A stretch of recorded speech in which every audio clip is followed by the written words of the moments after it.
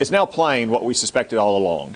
Joe Biden's de facto position is for a Hamas victory over Israel. Israel's goal is simple: rescue the hostages, including American hostages, and destroy Hamas to get justice for the worst atrocity against Jews since World War II and to prevent the next atrocity. Hamas's goal is also simple: survive. Hamas's leaders and its last 4 battalions are holed up in Rafah, so Israel has to defeat Hamas in Rafah to win.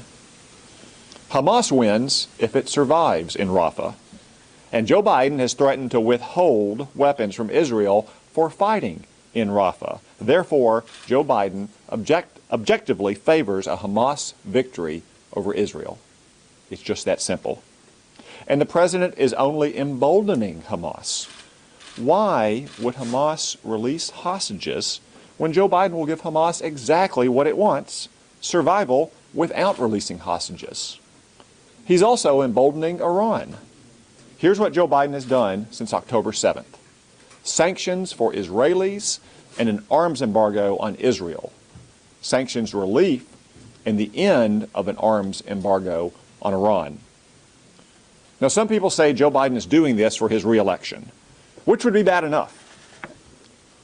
It would also, I have to add, be grounds for impeachment under the Democrats' Trump-Ukraine standard, withholding foreign aid to help one's re-election. Only with Joe Biden, it's true. But I'm afraid it's also worse than that. Joe Biden and Israel-hating Democrats are using electoral concerns as a pretext to do what they've always wanted to do: to cut Israel loose.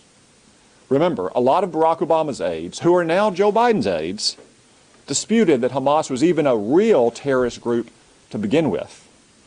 For that matter, remember that Joe Biden himself threatened Israeli Prime Minister Menachem Begin more than 40 years ago with cutting off aid to Israel. Begin humiliated Biden, warning him not to threaten Israel and saying, "I am not a Jew with trembling knees."